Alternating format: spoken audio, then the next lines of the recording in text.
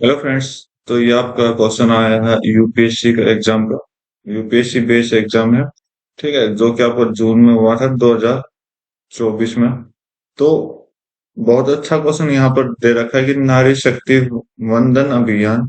नारी शक्ति के बारे में यहाँ पर कुछ फैक्ट डाले गए हैं और इस फैक्ट के बारे में कुछ इंपॉर्टेंट जानकारी आपको होनी चाहिए थी। तो इस नारी शक्ति वंदन अभियान को आपने सुन रखा होगा, women women reservation bill. Reservation bill. ठीक है। ये आपका पिछले ही साल आपका रिलीज हुआ है, 2023 में आपको ये रिलीज हुआ है। ठीक है।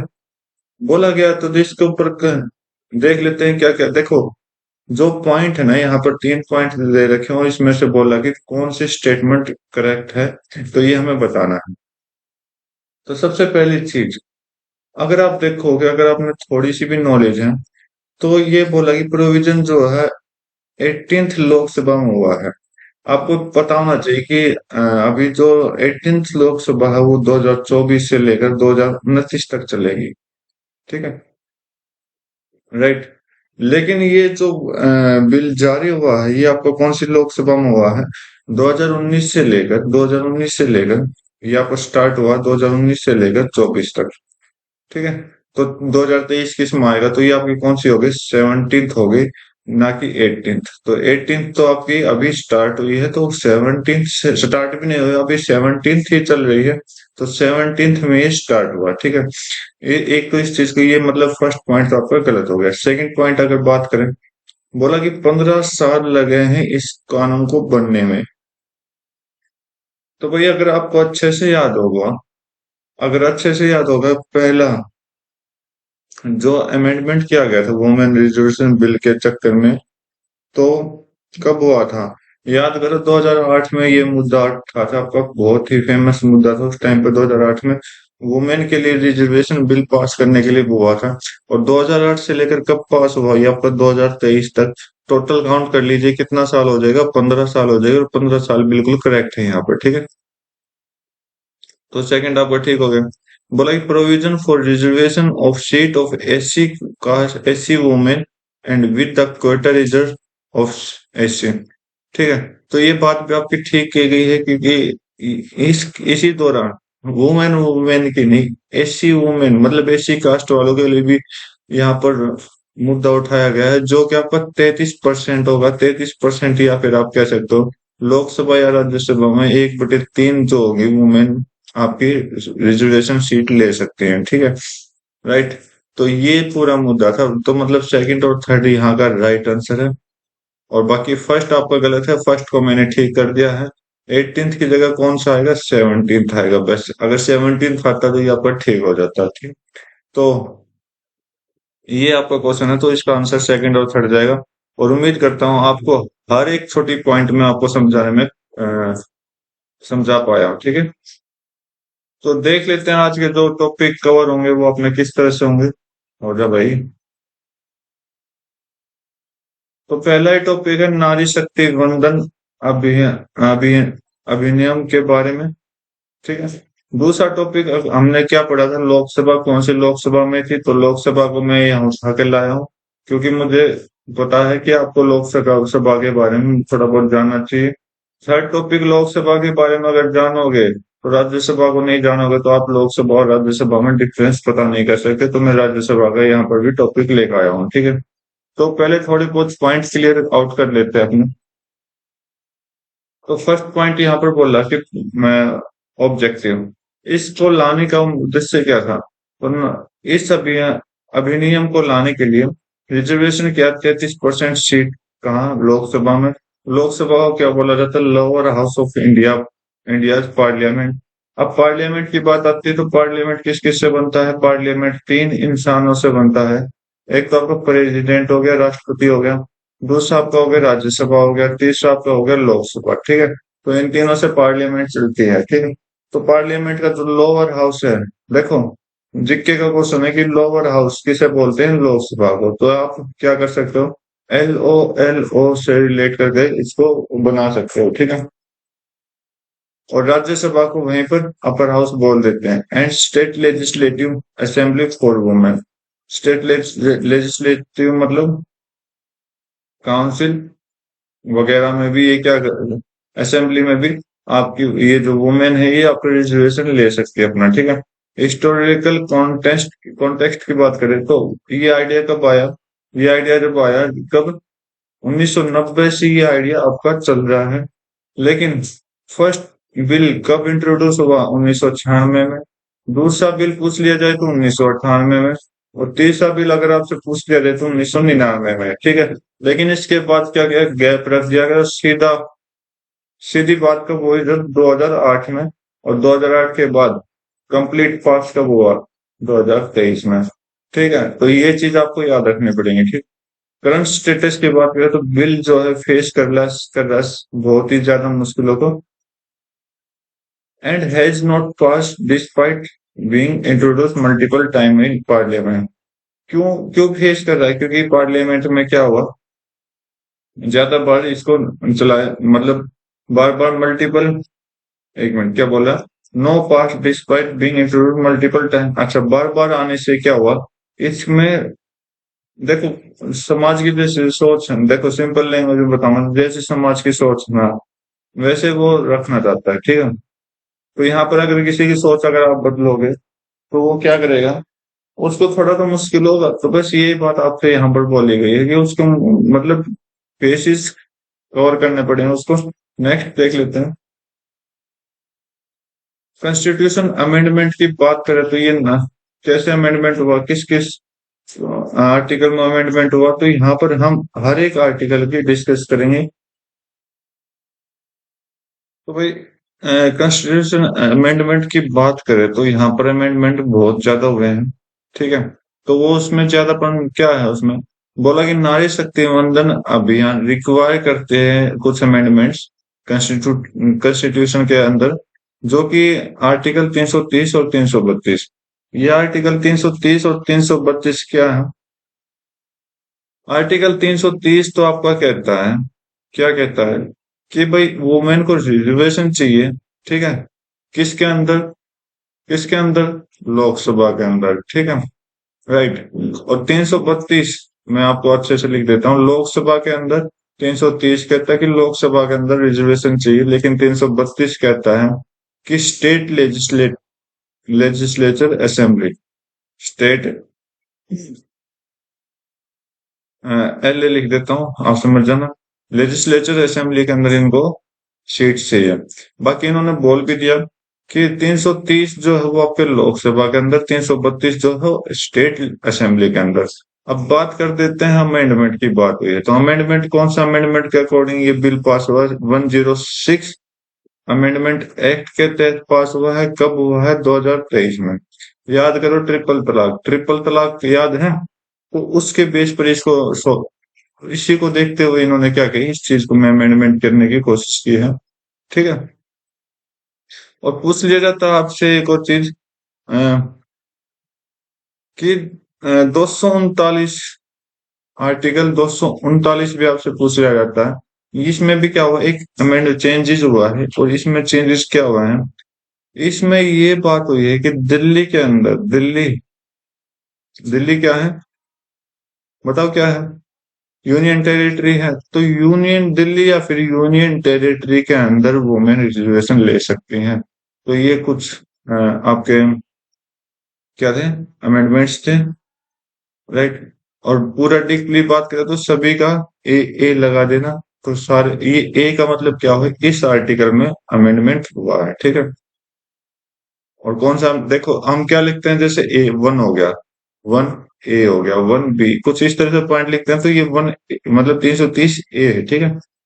रोटेशन ऑफ सीट की बात करें तो रोटेशन ऑफ सीट क्या होगा, reserved seat of women would be rotated after each general election. मतलब कि हर एक जनरल इलेक्शन के बाद रोटेशन चल स्टार्ट होती रहती है। मीन्स दैट डिफरेंट कंस्टिट्यूंसीज, मतलब जगह अलग अलग जगह would have reservation of women in different election cycle to ensure fairness. मतलब अलग अलग जगह की जो भी कंस्टिट्यूंसी है वहां पर वो मतलब वुमेन क्या हो गया, अलग अलग जाकर अपना रिजर्वेशन ले सकती है, ठीक है। जैसे कोई मध्य प्रदेश में है, कोई यूपी में है, कोई मतलब ये चेंजेस जगह चेंज कर सकते हैं, ठीक है। इनका वो ये नहीं कि ये कि फिक्स जगह से नहीं, अलग अलग जगह से आप इनको रिजर्वेशन मिला हुआ है। बात कर लेते हैं exclusive of Rajya Sabha and legislative council. अब ये एक बात और बता देता हूँ, लोकसभा लोकसभा को लेजिस्लेटिव असेंबली बोलते हैं, और राज्यसभा को आप क्या बोलोगे, लेजिस्लेटिव काउंसिल बोलते हैं। और इसको ही क्या बोलते हैं, अपर हाउस। देखो ठीक है, बताया था। Bill does not propose reservation of women in Rajya Sabha. Bill जो राज्यसभा के अंदर अभी बिल पास नहीं हुआ है, स्टेट लेजिस्लेटिव काउंसिल और स्टेट लेजिस्लेटिव काउंसिल के अंदर भी नहीं हुआ। तो मतलब पास कहाँ पर हो, लोकसभा के अंदर हुआ है, ठीक है। और स्टेट लेजिस्लेटिव असेंबली के पास ये लेजिस्लेटिव असेंबली के में अभी तक ये बिल पास हुआ है, ठीक है। अभी राज्यसभा में इनकी सीटें नहीं आई है।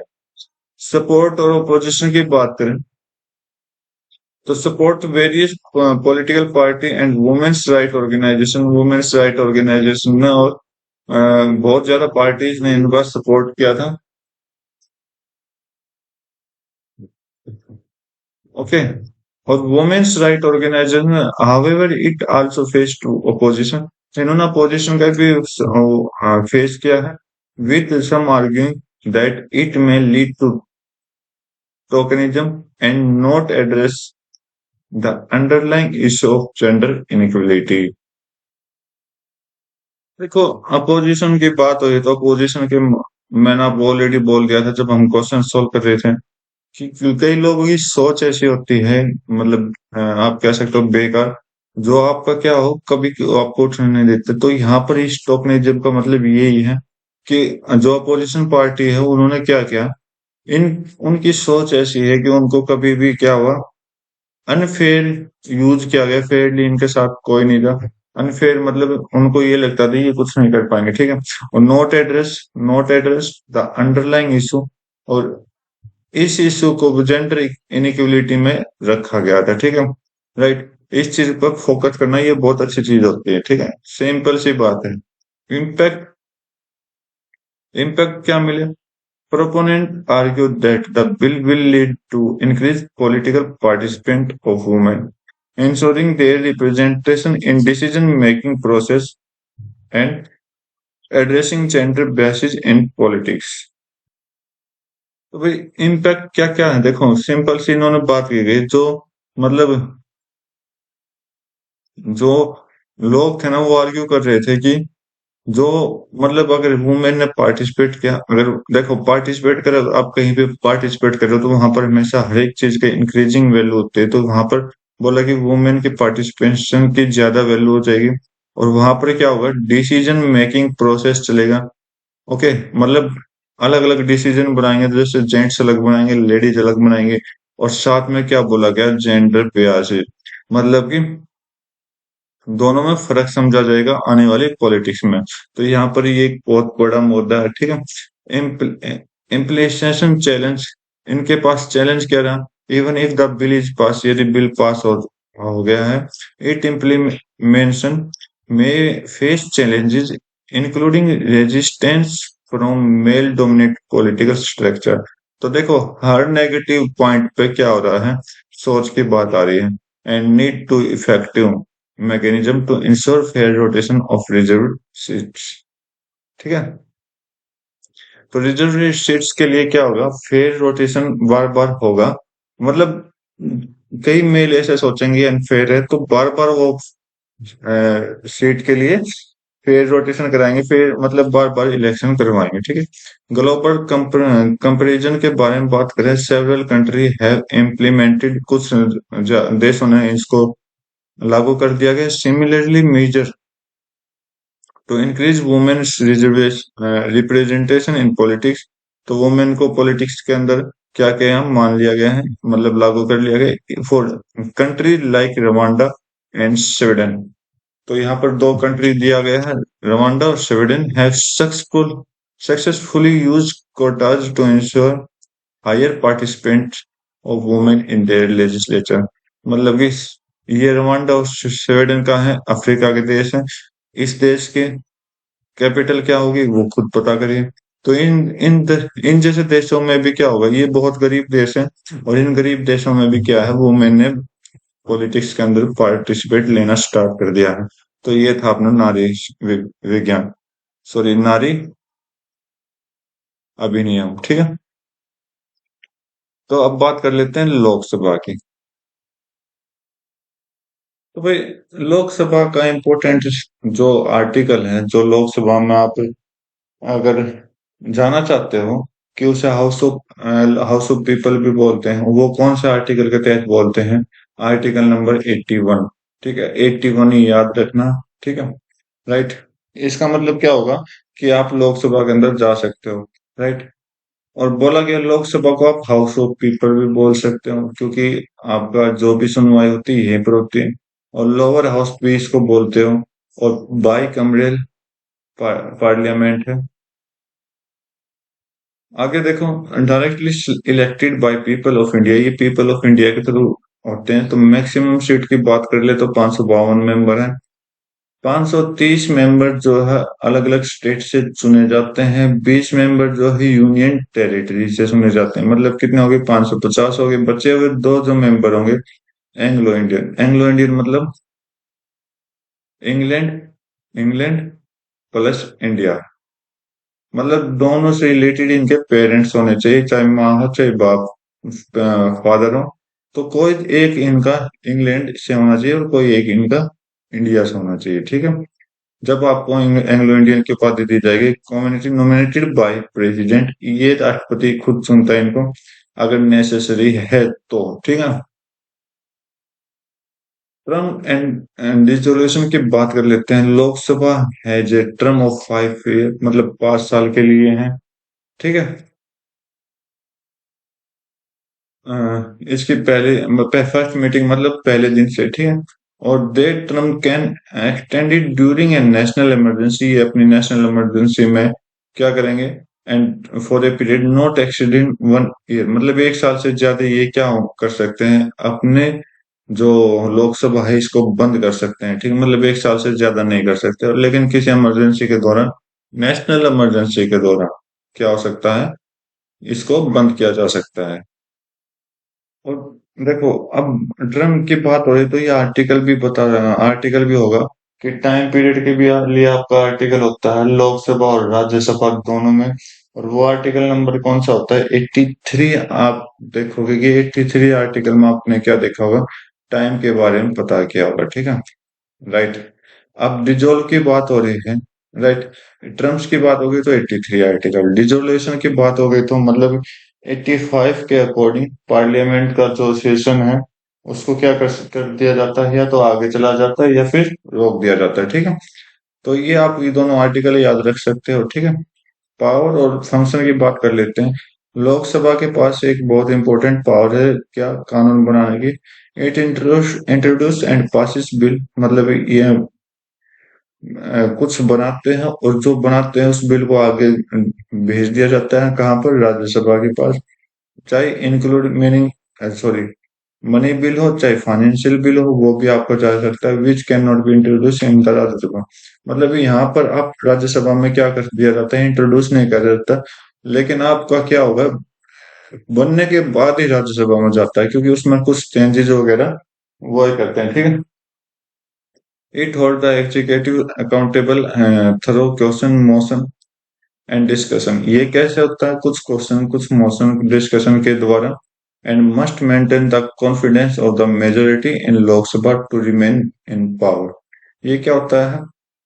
ये लोकसभा की मेजोरिटी को बनाए रखने के लिए चीज होती है। मतलब अलग अलग कम, यहाँ पर आप जैसे कोई अपनी वैल्यू बनाना चाहता है वो कुछ ना कुछ तो करेगा, ठीक है। तो ये कुछ बातें हैं इधर।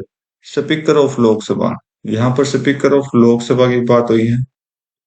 Speaker of Lok Sabha article number 93 के तहत, आर्टिकल नंबर 93 के तहत आपका एक स्पीकर ऑफ लोकसभा होना चाहिए। ये क्या है? प्रेसाइडिंग ऑफिसर है, मतलब बहुत बड़ा इंसान होता है लोकसभा के अंदर, जो कि इसके मेंबर ही चुनते हैं। स्पीकर इंश्योर करता है जो ऑर्डर कंडक्ट किया गया business of in house and maintain and discipline decorum, मतलब कि जो हाउस बनाए जाते हैं उसको मेंटेन रखना का, और डेकोरम मतलब कि साफ स्वच्छ जो भी वहाँ के लोकेशन है उसको ध्यान में रखता है। मतलब पूरी लोकसभा का क्या करता है, एक इंचार्ज होता है, उसे हम स्पीकर बोलते हैं, ठीक है। Speaker has authority to decide on point of order and can cast a deciding vote in case of tie. Speaker क्या करता है, अथॉरिटी मतलब स्पीकर जो एक ऐसा इंसान होता है, वहां पर बिल्कुल लास्ट में जाके बोलेगा, सबसे पहले सभी की आवाज सुनता है, मतलब क्या क्या बात हो रही है, मतलब वो पॉइंट क्या करता है, ऑर्डर ऑफ पॉइंट देता है, मतलब कोई एक पॉइंट दे देगा, उस पर डिस्कशन करता है, और और वोट को कास्ट करता है, ठीक है। और फिर टाइम मतलब एक निर्धारित मतलब कुछ वोट को ये क्या करता है, काउंट करता है, कुछ पॉइंटों को काउंट करता है, ठीक है। अब बात कर लेते हैं आपके स्पीकर ऑफ लोकसभा। फर्स्ट कौन थे और आज के टाइम कौन है। तो भाई फर्स्ट स्पीकर ऑफ लोकसभा थे जीवी मालवंकर। और जीवी मालवंकर का पूरा नाम अगर बात कर ले तो गणेश गणेश वासुदेव वासुदेव मावलंकर, ठीक है। राइट, ये फर्स्ट थे, और टाइम पीरियड पूछ लिया जाता है 1952 से लेकर 56 तक, राइट। आज के बाद ये आपके क्या था, फर्स्ट फर्स्ट याद रखना इन पॉइंट को। और टुडे मतलब 2024 की बात कर ले तो 2024 में कौन है। तो भाई अपने आपको याद होगा कि ओम बिरला यहाँ पर आज के जो है स्पीकर ऑफ लोकसभा, ठीक है। सेशन ऑफ लोकसभा की बात कर लेते हैं, तो यहाँ पर 3 सेशन आपको दिखाई दे जाएंगे, ठीक है। कौन कौन से। तो सेशन ऑफ लोकसभा पहले तो हम आर्टिकल देख लेते हैं। याद करो, डिसोल्यूशन का टाइम क्या था, 85 था। तो 85 आर्टिकल के अकॉर्डिंग भी सेशन होता है पार्लियामेंट के अंदर। लोकसभा 3 सेशन कराती है एक साल में। एक तो बजट सेशन जो कि आपका फरवरी से लेकर मई तक चलता है। मॉनसून सेशन जो कि जुलाई से लेकर सितंबर तक चलता है। और विंटर सेशन नवंबर से लेकर दिसंबर तक चलता है, ठीक है। तो हर साल जो स्टार्टिंग बजट आता है वो आपका बजट सेशन से ही निकल के आता है, कि कहाँ से कितने रुपए बचे, कहाँ कितने रुपए लगे, ठीक है। President of India summons and prorogues the session of Lok Sabha. तो भाई समन क्या होता है, सत्र होता है। सत्र का मतलब कि सेशन जो भी आपका है। और कौन बुलाते हैं, ये प्रेसिडेंट बुलाते हैं, ठीक है। और क्या करते हैं, उससे आगे बढ़ने, आगे जो बढ़ने की बात होती है लोकसभा में, उससे आगे मतलब कि सीधी सिंपल बात कह रहे हैं, जो राष्ट्रपति जी है ना, वो लोकसभा के सत्र बुलाते हैं और उसे आगे बढ़ाते हैं। आगे मतलब कंटिन्यू करवाते हैं, ठीक है। नेक्स्ट देख लेते हैं, प्रिविलेजेस एंड इम्यूनिटीज। तो भाई प्रिविलेजेस क्या होगा आपका, प्रिविलेजेस आपका कुछ प्रावधान होते हैं, और इम्यूनिटीज मतलब कुछ रोक रुकावट, मतलब क्या हो गया, बचाव वगैरह जो भी आप कर सकते हो वो चीज हो गई, ठीक है। राइट, तो पढ़ते हैं इसके बारे में। तो भाई प्रिविलेजेस देख लेते हैं। Member of Lok Sabha enjoy certain privilege and immunities such as freedom of speech, मतलब बोलने की क्षमता, बोलने की आजादी within the house, and immunity from legal proceeding of action taken within the house. मतलब कि यहाँ पर आप वो कुछ भी बोल सकते हो, ठीक है। आपके मन में है ना, जो वो कुछ बोल सकते हो, लेकिन यहाँ पर कानून के कानून का नुकसान नहीं होना चाहिए। तो ये इसमें दोनों चीज है, ठीक है। क्योंकि यहाँ पर कई बार क्या होती है, बातों बातों में ऐसी बातें भी निकल जाती है जिसके कारण लड़ाई हो जाती है, और लड़ाई में मारपीट होती है। तो आप ये कैसे, इन्होंने ये बोला है कि आप बात करो, कैसी भी बात करो, लेकिन मार पिटाई नहीं करनी। Lok Sabha is the power of punish its member. अगर इसने कैसा, जिसने भी ऐसा कुछ किया तो उसको पनिश करती है, breach of the privilege and contempt of the house, मतलब हाउस से निकाल दिया जाता है, ठीक है। तो ये था पर लोकसभा। अब राज्यसभा के बारे में बात कर लेते हैं, ज्यादा कुछ डिस्कस नहीं करेंगे, आर्टिकल्स में आपको गिनवा चुका हूँ। राज्यसभा राज्यसभा किस आर्टिकल के तहत आता है, अगर आप देखोगे तो आर्टिकल नंबर 81 के तहत तो जो आपका लोकसभा आया था, और 80 के तहत आपका राज्यसभा आता है पार्लियामेंट के अंदर, ठीक है। कंपोजिशन एंड मेंबरशिप की बात कर लेते हैं। राज्यसभा को क्या बोल दिया जाता है, काउंसिल ऑफ स्टेट, जो कि हम ऑलरेडी पढ़ चुके हैं। अपर हाउस भी इनको बोला जाता है। मैक्सिमम 250 सीटें यहाँ पर होती है, 238 जो है स्टेट और यूनियन टेरिटरी की हैं, 12 जो होते हैं वो प्रेसिडेंट के द्वारा सिलेक्ट किए जाते हैं। और वो 12 क्या कौन कौन होते हैं याद, अच्छा यहाँ पर बोला गया है इलेक्शन एंड नॉमिनेशन। तो इलेक्शन की बात कर लेते हैं। तो इलेक्शन कैसे होते हैं, तो मेंबर रिप्रेजेंट करते हैं state of elected by elected members of state legislative assembly, जो अपने स्टेट लेजिस्लेटिव असेंबली है यहाँ से इलेक्ट होकर जाते हैं। ठीक है। Okay.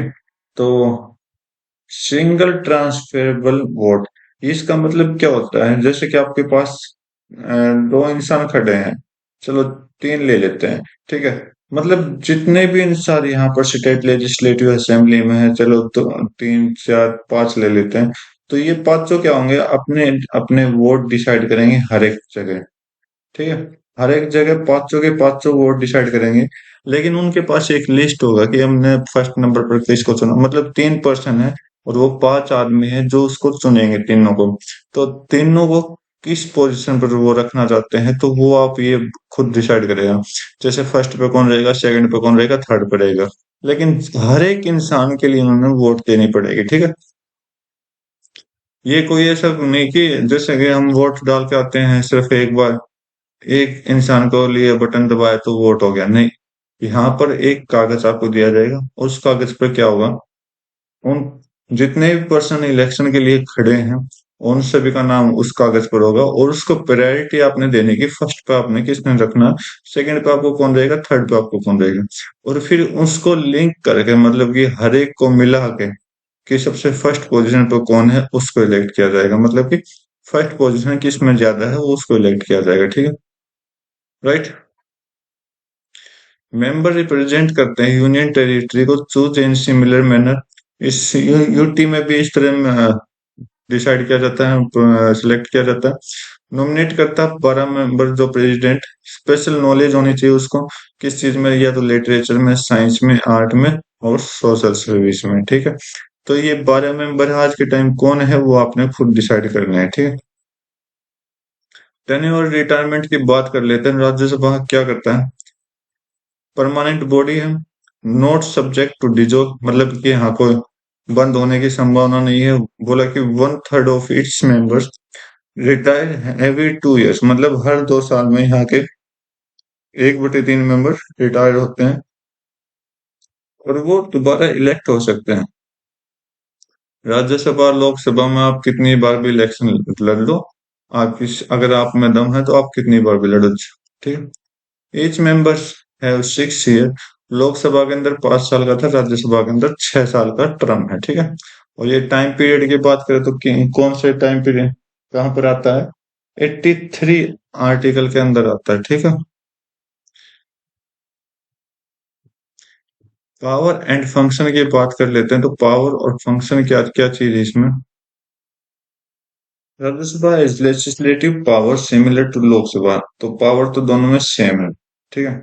But with some exception, मतलब कुछ एक्सेप्शन है। क्या, याद करो वहां से हमने बिल को गुजारा था कहां पर, राज्यसभा के पास। ठीक है। तो यही बात होने वाली थी, it can not introduce money bill, ये मनी बिल को इंट्रोड्यूस कभी नहीं करेगा। ओनली ओरिजिनेटेड इन लोकसभा, जो कि लोकसभा में होता है। ठीक है। मतलब मनी बिल को कंप्लीटली पास करने का हक किसको है, लोकसभा के अंदर है। Crucial role in representing the state of India at the federal level and act as a check and balance on directly elected Lok Sabha। क्या बोला कि पूरे देश का जो भी कानून है, किस तरह काम करना है, क्या करना है, तो उसको क्या करता है, एक बैलेंस रखता है। क्यों, लोकसभा से जो इलेक्ट, मतलब लोकसभा के अंदर जो भी आपके मेंबर्स हैं उसको एक बैलेंस के रूप में इनको काम, मतलब संभालता है, एक तरह का ये लगा लो। It can recommend amendment of to money bill and other legislation pass by Lok Sabha. ये क्या करता है, चाहे मनी बिल हो या फिर कोई भी बिल हो, तो वो लोकसभा के पास पास करता है, मतलब लोकसभा इसके पास और ये लोकसभा के पास। फिर कहीं जाके प्राइम मिनिस्टर के पास जाता है। ठीक है। प्राइम मिनिस्टर कहाँ लेके जाएगा, आपके प्रेसिडेंट के पास, ठीक है। स्पेशल पावर्स की बात कर लेते हैं तो 249 कॉन्स्टिट्यूशन के अंदर स्टेट लिस्ट होती हैं। आपने सुना होगा 3 तरह की लिस्ट होती हैं, ठीक है, राइट। 3 तरह की लिस्ट कौन सी है? एक तो स्टेट होते हैं, एक सेंटर होते हैं जिसे हम और एक यूनियन होती है। Okay, union and state both, ठीक है। 3 तरह की लिस्ट होती है आपकी, राइट। तो स्टेट लिस्ट किस में आता है? 249 में आता है। तो राज्यसभा के पास स्पेशल पावर डिक्लेयर करने के लिए क्या? National interest on parliament to legislate of matter enumerated in state list. मतलब स्टेट लिस्ट में आपको कौन सा किस चीज को रखना है, यूनियन लिस्ट में आपको किस चीज कौन सा रखना है, सेंट्रल लिस्ट में आपने किस चीज को रखना है। तो मतलब इस तरह की लिस्ट यहाँ पर बनती है। तो ये चीजें जो है ना, आप जितने अच्छे से समझ पाओगे उतना अच्छा रहेगा, ठीक है। Power of create all India service common to both union and state. तो यूनियन एंड स्टेट के लिए एक आर्टिकल लगाया गया 312। और 312 क्या कहता है कि इनके पास एक पावर है पूरे पूरे इंडिया सर्विस सर्विस पर, किस किस पर? यूनियन और स्टेट दोनों के पास, ठीक है। और जो एग्जाम की आप तैयारी कर रहे होते हैं यूपीएससी, वो 315 के तहत है, राइट। इस चीज को याद रखना, 315 से लेकर 331 तक ये आपका आर्टिकल यूपीएससी के द्वारा किया जाता है। प्रेज प्रेसिडाइंग ऑफिसर, प्रेसिडाइंग के ऑफिसर की बात कर लेते हैं। वहां पर क्या था? चेयरमैन था। यहाँ पर क्या होता है? Vice president. जो अपने देश के वाइस प्रेसिडेंट है ना, वो चेयरमैन होते हैं किसके? Ex officio chairman. मतलब कि वहां पर स्पीकर था, यहाँ पर चेयरमैन है राज्यसभा के। अब ये खुद पता करो कि आज के टाइम वाइस प्रेसिडेंट कौन था, ठीक है। डिप्टी डिप्टी चेयरमैन की, अच्छा पहले हम बात कर लेते हैं चेयरमैन और डिप्टी चेयरमैन के इलेक्ट वो क्या हो गए आपके, कौन से आर्टिकल के तहत आते हैं। तो आर्टिकल नंबर 89 याद रखना, 89 के तहत दोनों के दोनों आते हैं, ठीक है। Elected by Rajya Sabha from among its member and preside over session in absence of chairman। तो डिप्टी चेयरमैन किसको सिलेक्ट किया जाता है? राज्यसभा में से किसी एक मेंबर को उठा दिया जाता है, उसको डिप्टी चेयरमैन बना दिया जाता है। जो क्या करता है? चेयरमैन की जगह लेता है जब वो छुट्टी पर हो, ठीक है। तो ये काम है। तो वाइस प्रेसिडेंट को आपका चेयरमैन बोला गया और डिप्टी चेयरमैन कौन होगा ये आप भी खुद निकालिए। बाकी ये था आज का सेशन। उम्मीद करता हूँ आपको हर एक पॉइंट अच्छे से कवर हुआ होगा। तो आज की वीडियो में बस इतना रखते हैं, मिलते हैं अपनी नई वीडियो में नए टेस्ट नए क्वेश्चन के साथ। तब तक के लिए thank you, have a nice day, जय हिंद।